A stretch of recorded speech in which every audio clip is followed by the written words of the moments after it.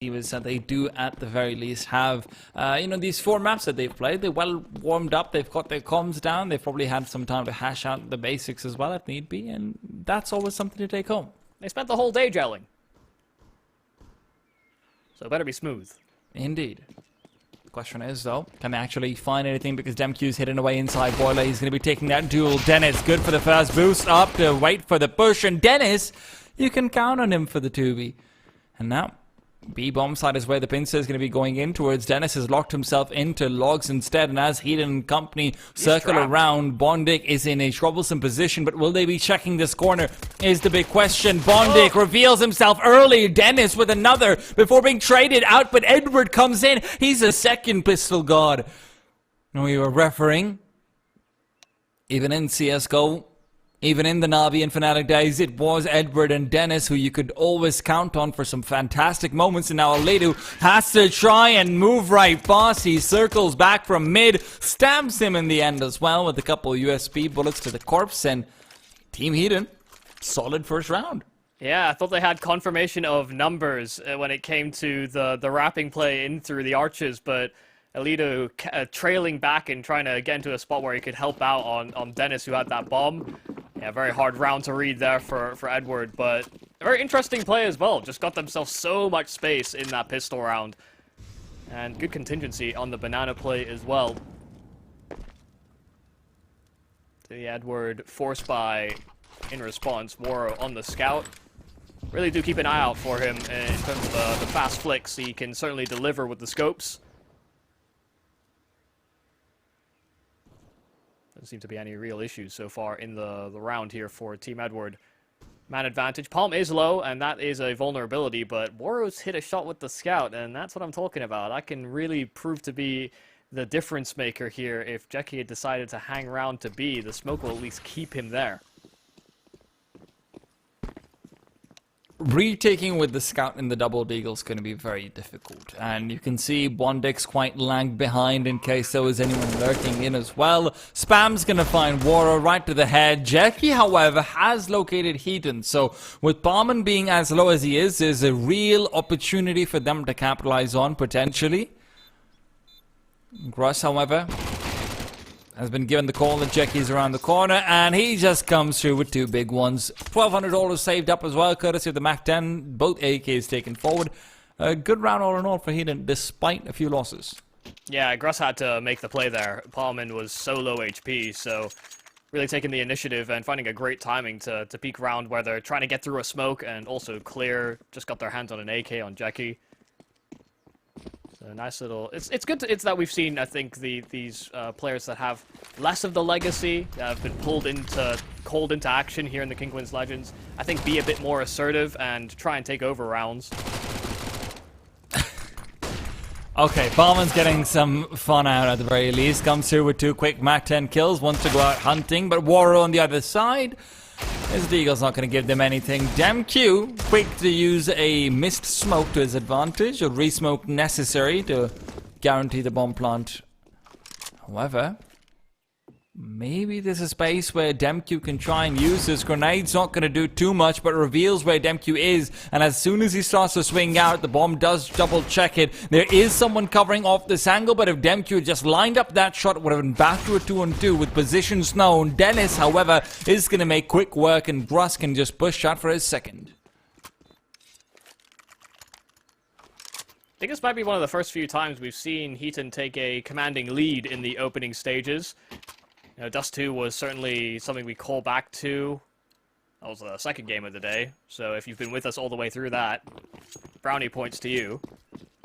But outside of a round like that where, they lost the pistol and then win a force buy, they have been trailing in quite a lot of these games, so to get off on the right foot, it's always nice. New map, new scene, new team.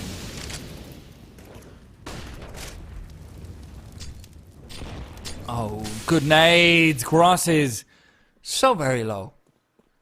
3 player still around the corner, flashbang over, and the peek will be punished. Jackie, that peek is far too obvious. And that kind of a flash going in. Bondik good for the 1 at the very least, so maybe some room to maneuver for the CTs regardless. Molotov will be separating the 2 But with the smoke down, there's no way for them to push through. Gross's HP is too low to try and go for these risky plays. Almost a timing where War could have been punished, but smoking at long will deny him access, deny him vision. Can't get his way into the A bomb site in time to rendezvous with Edward, who sits stoically inside of the pit. But they're full rotating. They're full committed to the idea that it's going to be an A play and an A finish here for Team Heaton, while that bomb hasn't committed itself in.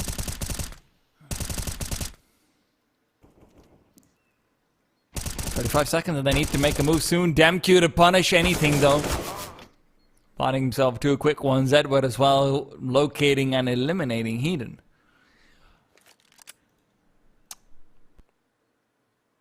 Well, out of this round, so it's out of their minds.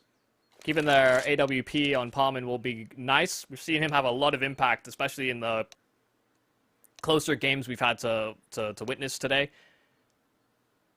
A couple of swing moments have been capitalized on by Palman. But first on the board here for Team Edward, and it is a bit of a gamble, a bit of a stack that they called over to lock in on those arches, but maybe more comfortable in setting up for a save if worst come worst. You know, if they went to the B bomb site, it would have been free access, but how on earth is Team Edward supposed to know that? Or rather, Heaton. Heaton's on a Tech 9, maybe something where he wants to dance and get aggressive early on, who knows? I was just going back to check whether Edward was still playing back when Heaton was in the very beginning, and it seems like there was some overlap. Not sure if he was playing on a high enough level to actually compete against Heaton at any point before. But interesting to see, obviously. Chris finds one. Jackie, 4. Chris doesn't actually end up pushing out. Bondik around the corner, and Molotov's over. They aren't going to be looking to contest this soon, but Gross can't actually round the corner and try and face off versus this player. Nade, Molly, everything is there. Bondik's ready for the angle, just quickly pulls the trigger and finishes him off. Yeah, dispatches of 1, but it's not actually where the main assault is coming from. The rest of the players grouping up around this A bomb site, and Edward has vacated from his position, not sitting as the anchor, instead set adrift. And the rest of the team are rotating over as well. They're pretty convinced the lack of presence. There's no follow-up over at Banana. And being found, Edward taken down. The AWP of Palman will strike first. And Bondik just keeps on swinging. It's all Heaton that's left. And that bomb dropped on short. A 1-on-3 so difficult. 35 seconds to chew through as well. Not a whole lot of wiggle room.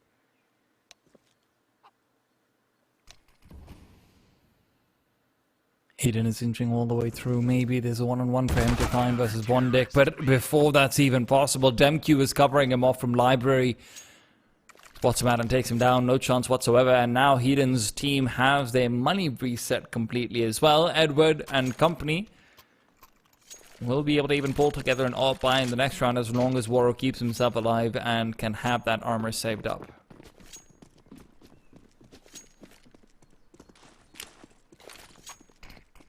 Wonder how the call will be structured when you've got so little to work off of. Playing it slow is never ideal, and, well, Heaton tanks a nade for trying to go too quick. Good moves from DemQ.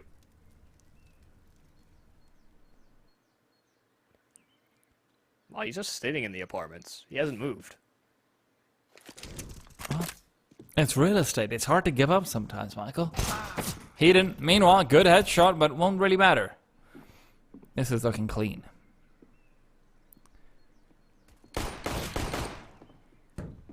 DemQ took a lot of damage for his earlier fights, so these are a little awkward. Hey! Finally, Alito.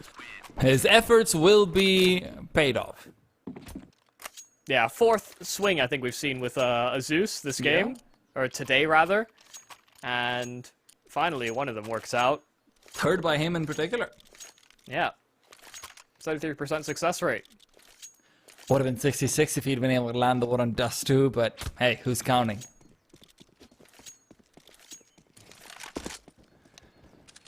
Up down mid, and Waro's got his hands on his favorite lover. Question is, what can he do with her? Oh, beautiful. Immediately finds Alidu, and Backs off. Bondik's grenade is enough to finish off Grass and get the trade from the earlier damage. And Dennis was hoping to catch off some timings, be able to move into apartments once rotations start to come through to the B bomb site. But now that the kills have gone the other way, Waro is all that they need to keep a hold on the apps area. Yeah, Bondik just locking down Banana as well, so... Well, Dennis waited and waited and waited, but Edward finally pulled the trigger. He's the one who struck first. Kind of felt inspired by Tosspot there a little. Wow, Spirit, God, you are really taking it back. Yeah, Tosspot, MBK casting a snacks flank. God. What a time. People don't realize how many majors NBK has cast in a major final as well, if I'm not wrong. But Jackie, solid start. He has himself a nice little aimbot range over in Banana. Yeah, keep on swinging. I dare you. Cross spin is kryptonite, so Jackie actually might still die here. Oh no, it's too many targets for Gross to choose from. Ends up taking the most difficult one because he likes a challenge. He was really, I think, pinned in on the idea of killing Jackie, because every time on this Banana fight, he seems to have been able to find that kill, but you can see how confident they were that nobody would be holding the corner after they sent all those nades around to it, but Jackie was just ahead of where those nades would land.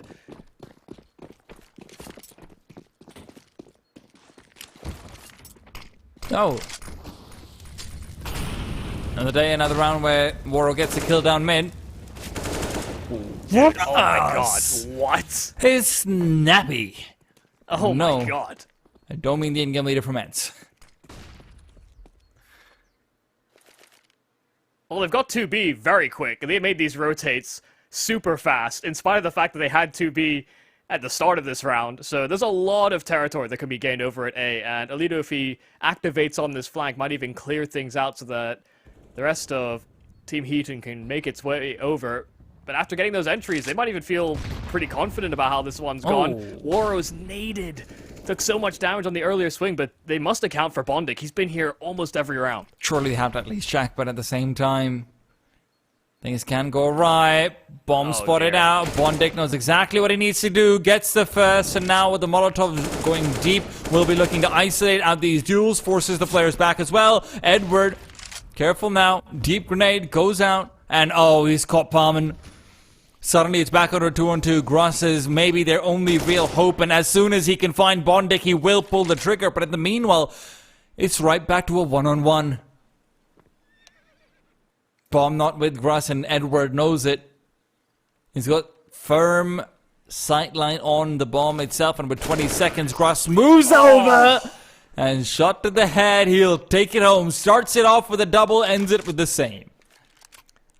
I thought he might have missed his opportunity as well. He was stuck between a rock and a hard place with both of the CTs just all around him. And he lost teammates all for his patience, but yeah, so damn sharp. He has been so laser focused on these rounds and hitting so many kills on Banana especially, that he's a hard man to get past at the moment. Well, the clutch had gone askew, but Bondik didn't do enough apparently. And strange that they didn't even clear the bomb site. You know, Bondik has been that secondary B player so many times over.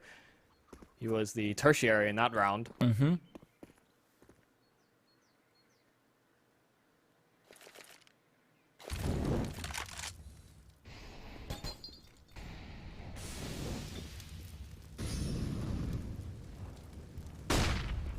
Very defensive position this time over from Team Edward.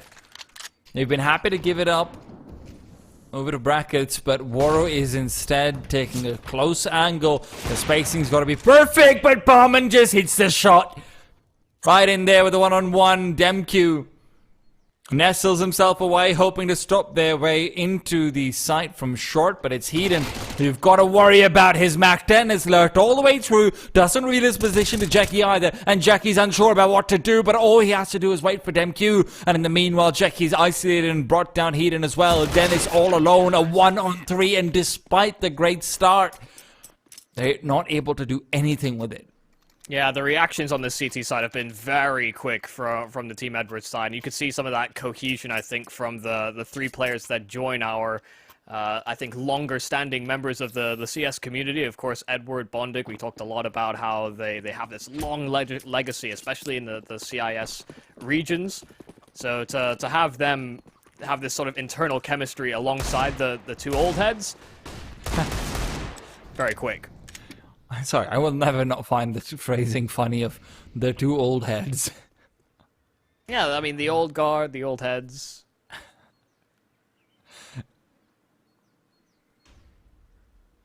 Body young, head old. Indeed. Or, as the young people say, body yaddy yaddy yaddy yaddy head old. What? Nah, it's a bad TikTok joke.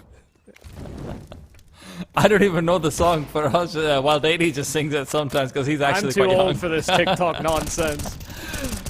Bondic and DemQ finding some quick kills. Anti-ecos and anti-force spies kills will never get old. They just get more and more sweet every time you get them.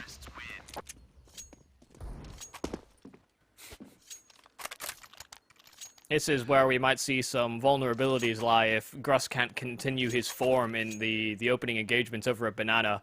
It's been one of the things that you might take for granted, in spite of the fact that there's only been maybe these 4 rounds that Team Heaton have found. But he has been very consistent in taking that space. But if Jackie starts to perform in that area, if Bondic and him can sort of lock things down, then the map suddenly feels a bit smaller.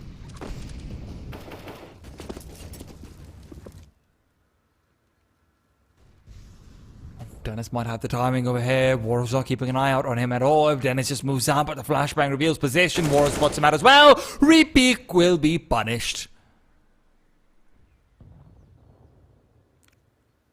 Really trying position here for Edward. Here we'll hear the smoke and we'll hear the flash, so great timing to push in for this. Alito was none the wiser about an apartments play, but at least Edward has been identified about his position, but right underneath him is a T-sided player, and timing is great! Dennis not looking up for it, and Edward drops on his head.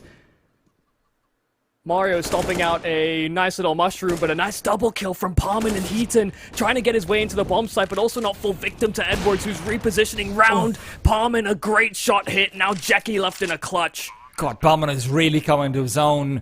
Edward gives him so much in that round, but the quick refrags are what take it right back to Jackie. Being the one who has to frag and perform over here, smoke to isolate, or at least to attempt to do so. He doesn't realize Palman's all the way up top. He's peering down from the heavens. We'll shut him down. Jackie to fall, and 5th round secured for Team Heaton. That round was back and forth like a rubber band. It didn't feel as though either team had firm control over how the round was going to play out. Thought for sure as well, once Edward got that one kill, that would kind of be it from his position, but found excellent timing. But yeah, Palman definitely the hero.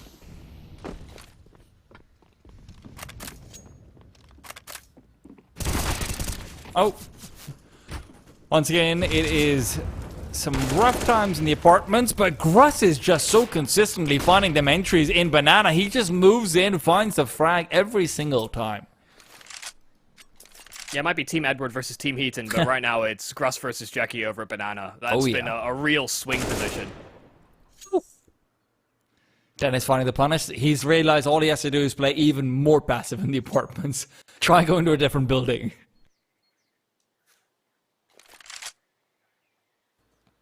Not this time, Edward. Not this time. Don't know that they'll account for DemQ still holding position in the apartments. We saw him play this in a anti-eco round, and, you know, you can justify it against the pistols, but DemQ, I mean, this is just a hard one to plug into the formula. It's all about timings. Oh, they're not going to check this whatsoever. They're not going to clear this at all. It's a freebie, maybe 2. Gruss, however, there to cover. It's a 2-on-3. Gruss very low and all picked up, though, makes this a fair fight, if nothing else. And Moore making his way over, might want to contemplate the save. Bondix push down mid will find him very little beyond just safe passage to T-spawn. Yeah, save cold. No bother. Team Edward are already with enough space, I think, in some of these rounds. I think they know exactly where the problem areas lie as well. You could see them fixating on some apartments pressure this time over. If they're going to lose Banana, they're getting earlier info on A can certainly be a way to counteract it. And good damage on the exit as well. Heaton will keep his hands on a weapon as he prevents Waro from taking him down, and it's an AWP no less.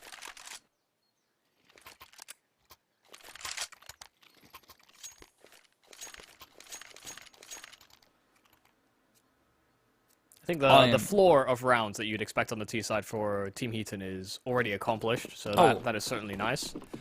This could very well be a 1/2 for them. If they can just find this round and put it together, definitely a chance for them over here.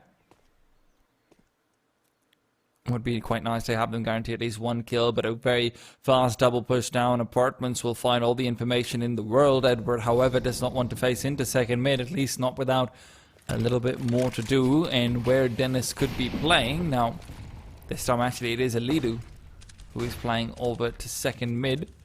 Clears out just to see if anyone's pushing in. And it does look like you're getting ready for a full B-side execute. I say full, but they do only have 1 Molotov. I mean, they finally scared them off the Banana fight. So all this free real estate is going to feel a little awkward.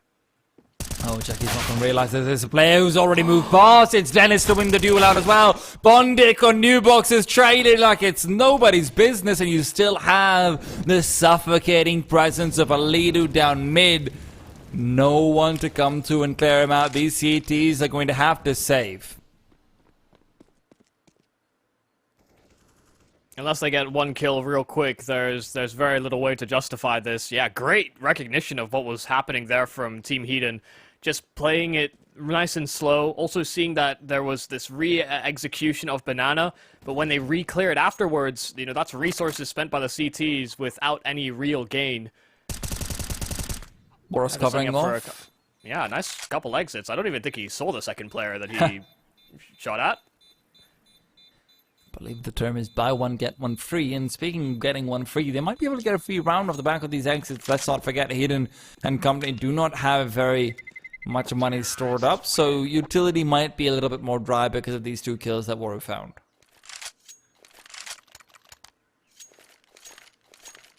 It's been a long day of competition here for Team Heaton. So hoping that they can finish the day off strong. Would like to see at least a 1 win. Yeah, of course. And we kind of talked about it ahead of the game today, that, you know, I think in terms of if Heaton are continuing to power up between each of these matches, Edward might need to be one of the more vulnerable teams in terms of the caliber of players. But you see how back and forth all of these kills are, and how quickly Demcube got down on the flank. Not a chance. As soon as that roadblock was set up in Banana, Demcube's there to finish off the job. A 8-7 half. Team Edward holding on to the advantage, coming away from that CT side, but certainly some continuous shining lights from Team Heaton as we had Gruss entry machine on Banana. Oh, absolutely. If not for a few of these, you know, really crucial rounds from Bondic and whatnot, where they're able to keep the T-side economy around it very pressured and very pushed down, Team Heaton could have maybe found a few more additional opportunities as well. That's for sure. Now, however, they themselves on the CT side, where their economy is going to have even less breathing room than earlier.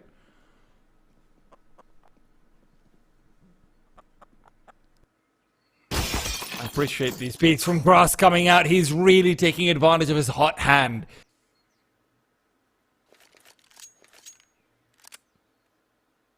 Expecting them all to come back because Edward are giving up control over towards Banana, and they found 2 kills. Alidu tried to capitalize on the Gruss space, but they were ready for just that counter action. So, opening kill or not, now at a deficit. Sometimes having hands that hot can be problems. B-bomb side's been completely vacated. They're expecting an A-side hit. The only person left behind is Palman, and if he can pull this off, this would be a hero's push. But now rotation coming back from Heaton and company, looking to make them move over soon. Flash is not there to catch up Palman, but Jackie's headshots will just as well. Yeah, and the kill from Edward as well should just finish off this round. Dennis, he's good on pistols, that's for sure, but 1 on 4, Edward's still alive as well. At least he's going to be able to get himself a couple of quick flashy kills, hopefully. That's what we're all hoping for in this spot. Bondic around the corner as well. Such a good crossfire from the T side. They've got a perfect setup to try and bait and switch into this one as well. Dennis is going to be peeked into. Jackie slaps him down. Went for the timing. All the sound was cut out. Dennis wasn't making a move, wasn't making a sound, so Jackie just swings him. Fair play. Like you said, they had a great setup to stop him getting any sort of progress into that B site regardless. So a nice opener for Team Edward. Both T sides have won their respective pistols.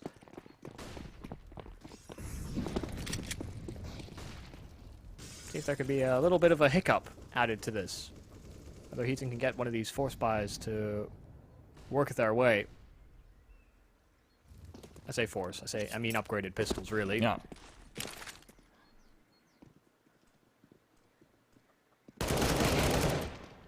Moore makes his way in, Heaton to suffer. And they would like to at least be able to get a couple of kills, get some extra money built up into the next one. We obviously already talked about how Heaton and company do like to go for these ecos especially. But Falman finds himself the 1 kill. Dennis as well comes through. Mr. Consistent, never around. I actually think there hasn't been a single round this entire tournament so far where Dennis has not been able to get a kill with a pistol. At least one. Yeah, hard one to fact check, but I do think that at least a very high percentage. Yeah. Maybe not 100, but definitely a very high percentage.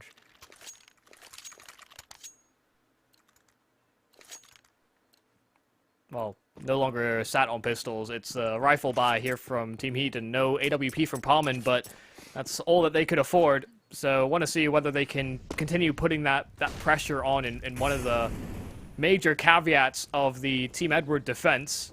Banana was a problem area, one in which I wonder whether Gruss will be as assertive on the CT side or not. I imagine Jackie has a bone to pick. Jackie definitely has something to say. Yeah. And he's been losing it most of the time, but this time, of course, a little bit less contested. Boost up for Gruss. Might be able to get the head-to-head in the end regardless. The flashes don't do anything to the spot at all. Demq's down. He stays in the same angle. Gruss is feeling bold. Flash perfect, but not finding the kill. Dennis will finally swing out as Bondic reared his head back up, and that's bomb dropped into pool. Advantage they might have is that Edward can flank in, but a 2-on-4, they have to really hope Edward delivers the goods.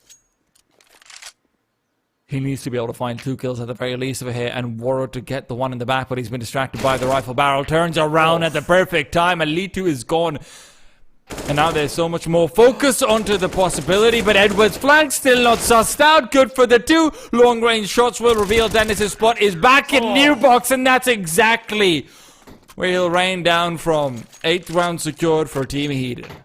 Oh man, that's crazy. The 2 B-site players in Dennis and Gruss are the ones that get every single one of those kills. There's teammates coming in to support. They're coming from the A-bomb side. They're coming out of the woodworks. And they are all getting shot in the back, or they think they have flank timings, but they're getting instead insta-headshot. Had to be those 2 B-site players, and Dennis delivers in the clutch. A sharp shot from Alidu to try and open things back up here for Team Heaton. That was a very expensive round in spite of the win. You can see they're pushed down to unideal weapons.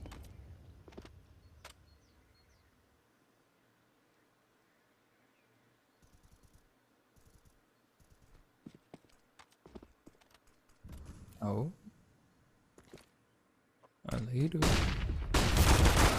Flashbang over in mid. Demq's fleet blind. Doesn't matter as he'll catch out Heaton anyway. Alidu. Great timing to find the Galil and pick it right back up. He's got himself Space into the apartments, which is going to be crucial to this retake should they want to go for it. Barman and company are waiting for him to just activate, and he stopped anyone from actually making their way into pit. Everyone's locked into the site or inside the smoke in case of Jackie, and as he's moved out, he's got a free M4 upgrade. Edward's unable to adjust, and Jackie's back in a 1-on-3.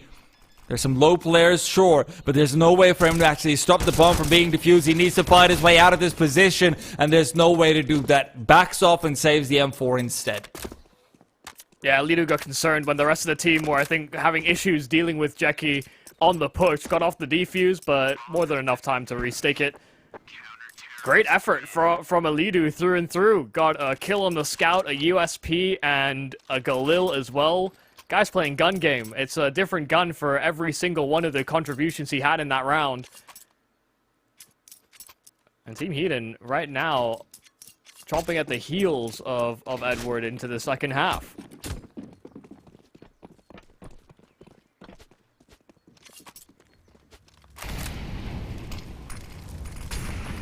Oh, so fast, right up. No one close by to contest. This time, Jackie is hoping to get sneaky yet again with grenades being thrown. He's realized where these players are playing in from. No one spotted out. Jackie, solo excursion forward as well. With only one player on this site, this might make it very difficult for him to really contest. But in the meanwhile, Heaton and Palmer are gone already on the other side of the map. Yeah, this is about as rough as it can be. Jackie as well, just holding for any sort of B-side aggression. And while there will be headshots exchanged, the Jackie A1S does find its mark on the second bullet. Edward as well will find the AWP, and Dennis, all that's left, a 1-on-4 as he's trapped between both sides of the map. Bomb still hesitant to commit to either side because they don't know where Dennis is left.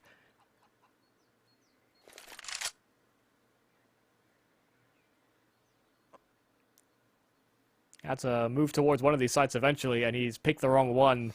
They're regathering themselves in at B as Jackie took space and patiently waited for Dennis to peek something, and it's never come.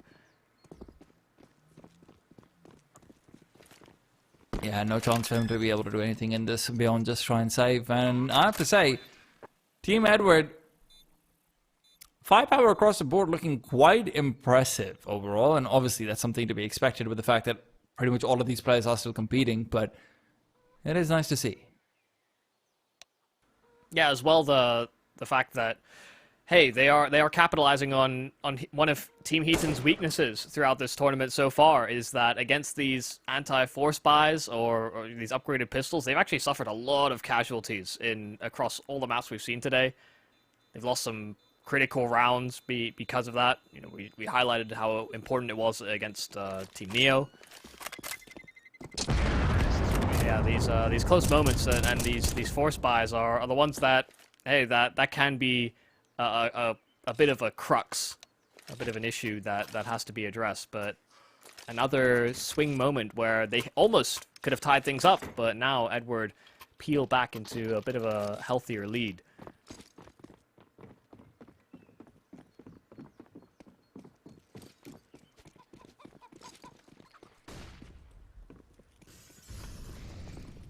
Lido getting a little antsy, yeah, actually pushing into the apartments. 5-7, very close range as well. Could be deadly. He definitely heard the player having moved in. I think he might not have realized the direction that the man went to, but he's been cleared anyway. Pre-fires in, and Edward is gone. And with this, they've got full access to information. Flashes come out, but Boro's already playing empty. Finds Gross, takes him down. Gap in the smoke, and a flash is down. They keep them at bay, but the flank is coming in swiftly from the CTs. They realize it all too well. Yeah, gonna feel a little boxed in, and the fact that Elitu has all of this space is massive. Right now, Team Edward cannot back down from a B-side fight. I really appreciate what's being done over here as well. Alidu trying to circle back to T-spawn instead to try and catch the rotate rather than pressuring straight down. He's trusting his B-side players to be able to hold this down with the amount of utility that they have. His smoke's going to be there for another, 14 seconds or so. Should be there to that 32 mark. And now, this is where you start to look at the utility for Edward and realize that they do have enough for an execute. Flashes, smokes, Molotovs, they're all there. But can they actually feel comfortable enough lining it up is the big question, and maybe They do. Molly's going out. The full execute is here. Dennis caught up, but Alidu takes his chance to strike in from behind. Demku and Edward quickly finding the kills necessary. Demku entering onto the bomb site, and Heaton is the last man standing. A 5-7's all he's got. Trying to push through the smoke, but Jackie covers the angle as well. And Edward and company are going to be able to sneak out at 12 despite how claustrophobic that round must have felt. Yeah, the margins for error there are so slim because of the fact that they have this fast flank opportunity. They hear all this utility sailing over the bomb site. That was where Alidu decided to spring into action, but as soon as they get that kill in the back, it actually staggers the initial push into the bomb site. But being able to get those kills so secured, it just meant that they could use numbers later on, so... Team Heaton, a round in which that could have been in the palm of their hand. It felt like they had all the right usage of players, all the right spots to be held, but it slips through their fingers. Really crucial shots and really big moments from especially these younger players to have hit for Team Edward, and Waros continuing that good form. Found the opener. Nice little follow-up as well. Both decided to peek him in mid, so... Once, shame on you, fool me twice. I mean, that's just genuinely your own fault. I guess it's face me once. Shame on you. Are they really saving the USBs? Surely not. This would go in the category of unideal. Unless they've got like a really nice skin picked up from their teammate. Maybe. Then your teammate would just drop the USP. But then the teammate wants it. Like, the teammate paid good money for that, Michael. Why, don't be so selfish. If someone bought a Dragon Lord, they bought it to use, not to donate away to other people. I was playing a pug the other day, and I did buy a Glock. Because I had thrown mine out of the map by accident. Okay. That's fair enough. So, I was probably the first person to ever buy a Glock. You know, unironically. I think that I could see Sanji, because obviously he's the stereotypical support player who drops all the weapons. I could have seen Sanji buying like a Dragon Lord skin to be able to drop the Jame all the time. That would have been really funny. But no. Unfortunately not. Who knows? Maybe there's some truth to that. Probably not. Yeah, probably not. Even in the Sanji-verse, that's not canon.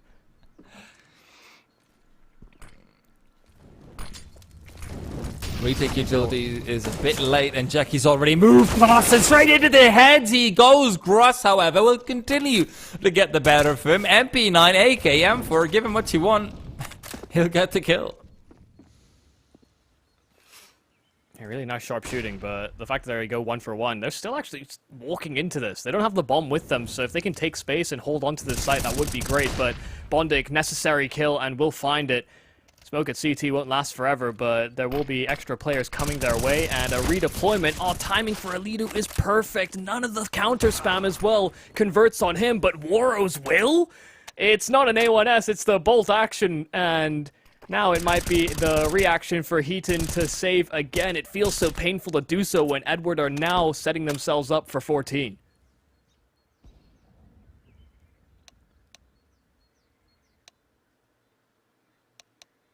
This time the save is a bit more justified, I'll say that.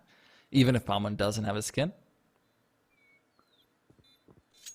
I just don't believe. I can't fathom that Moro's got the spam kill.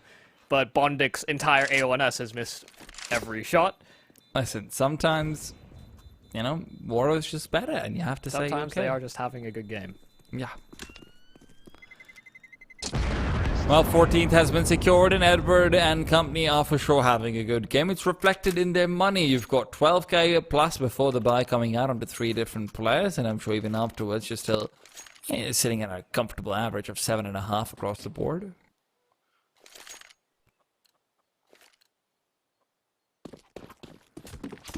Yeah, less of a fracking discrepancy, I think, between players on the Team Edwards side. So how many reactionary plays I had to make, and even in spite of the fact, you know, we were talking about Jackie losing a lot of duels over Banana, still putting up some decent numbers. Well, they do. Moves in, Edward's been found and brought down. This is where you're back to the 4-on-4 actually. Alidu trade it out on the spam. Bondic to put him down. Now, Heaton is going to take his place. In the meanwhile, missed spray despite the dink coming in. Heaton just can't continue through. Yeah, did the hard work and then found another opportunity with 4 or 5 bullets, but none of them hit the mark.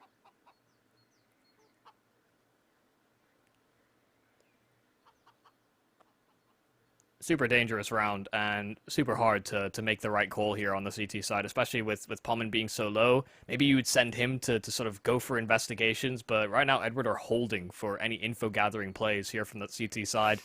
They're comfortable to chew through the round. Of course, you remember, you call back to Edward in his CSGO days. Na'Vi, especially in those early periods, were so profound and so prolific with the slow chomping, bleed out the entirety of the round timer. Bondic was kind of guilty of doing that as well in his flip side time. Hard scoping all the way through. He's unable to find the frag. Does spot out the player, but the damage dealt to him means he's forced to back off and take a safer angle instead. He's, of course, does have the bomb as well, but Palman and Dennis come through with 2 quick kills. Demq, in the meanwhile, needs to isolate this final player on the side before Gross gets here, and Gross is able to get the backstab. Palman as well reveals himself. What was an impossible call for the CTs will still end up being Team Heaton finding their way up to 10. What a round from Palman and Dennis. I mean, just being able to lock down the first choke point into that bomb site and keep them busy long enough that Gruss can make that long rotate in with the MP9 is perfect. You could see him start to cheat over away from that B bomb site as well before the hit came in because the time was running so low. And those are the highs and lows of playing things slow. Sometimes you don't capitalize on some space when you could have. But Heaton, great reaction and great kills coming in to keep them alive in this. Up to double digits. Gruss down to low HP, and actually found by the nade. They were trying to build the boost. Oh, Palman's so confused about where to keep an eye out for. Dennis, however, will make sure that he can cover up the second angle regardless. Flashes or not, nothing matters as Heaton have found the advantage, very heavily so.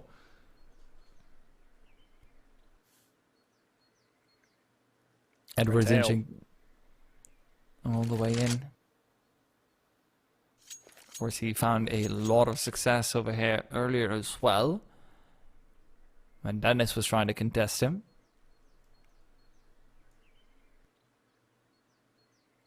Kind of freezing in position. They've given up both extremity controls, so they just want to work as a pack and trade if they can. I'm slightly surprised that the CTs aren't splitting into 3-1.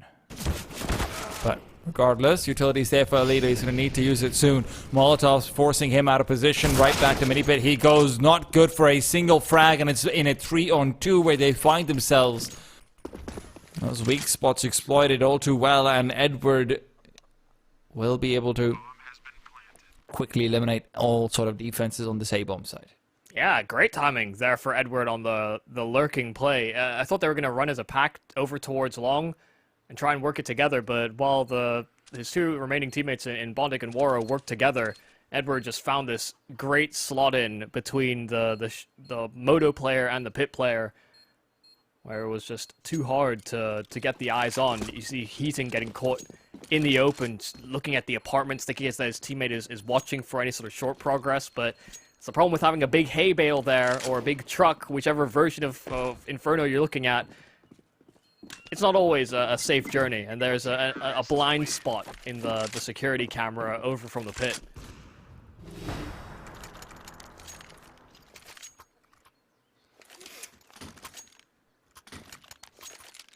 God, this is where it feels like even when in some of these circumstances Heaton can find the early advantages, it just doesn't matter.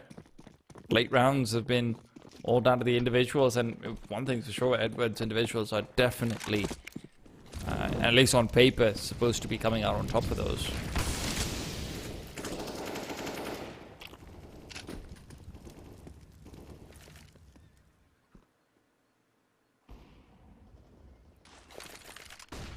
And if I his Gruss, This might be one of the first straight-up duels between him and Jackie, but he's turned around. Jackie gets it for free. Edward finds Heaton as well. Jackie opens up that B-bomb side entirely. Bombin has been fantastic, but not even the GOAT Simple could reliably be looked at for a 1-on-5. The attempt will be there at the very least. 2 kills early in.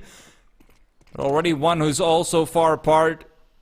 Smoke as well as a flashbang to try and force him off. Bondic will finish him off, and it's a 16-10.